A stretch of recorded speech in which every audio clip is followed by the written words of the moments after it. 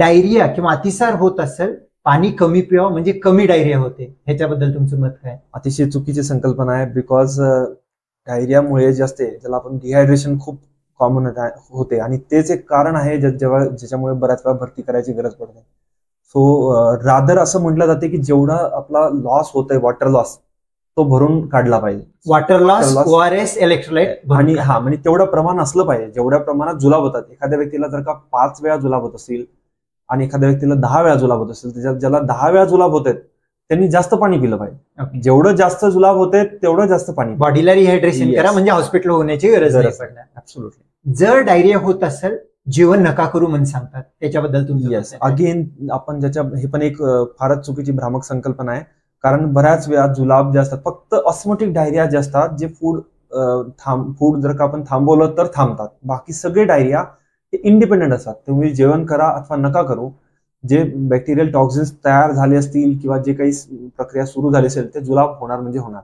Rather अशा याच्यात आपली बॉडीची रिक्वायरमेंट वाढलेली असते, त्यामुळे रिक्वायरमेंट त्यामुळे आहार जो आहे व्यवस्थित घेतला पाहिजे. साधा आहार घ्यायलाच पाहिजे. हा, आणि त्याचं प्रमाण पण व्यवस्थित असलं पाहिजे, ते कमी असू नये. ओके. डायरियामध्ये केळी नका खाऊ म्हणतात, त्याच्याबद्दल तुमचं म्हणणं काय? अगेन फारच कॉमन चुकीचा गैरसमज हा. त्याच्यामध्ये की रादर एक ब्रॅट डाएट म्हणून असेल, ज्याच्यामध्ये बनाना, राईस आणि ऍपल सॉस आणि टोस्ट हे डाएट डायरियासाठी दिल्या जाते.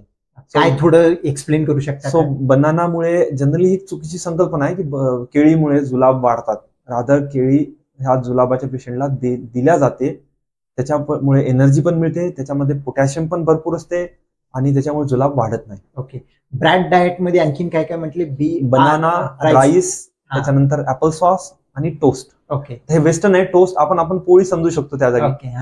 म्हणजे केळी द्यायला पाहिजे. येस. तुम्ही राईस द्यायला पाहिजे. बिलकुल. आणि ऍपल देऊ शकतो आपण, टोस्ट किंवा पोळी द्यायला पाहिजे, जेणेकरून तुमची लूज भात म्हणता येईल. भात म्हणता येईल. दही भात सगळ्यात चांगलं मील आहे फॉर डायरिया.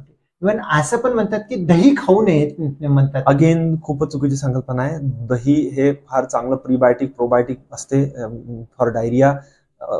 डायरियाच नाही तर बरेचसे पोटाचे विकार जे आहेत ते दह्यामुळे सुद्धा आपण त्यांना टाळू शकतो आणि बरे करू शकतो.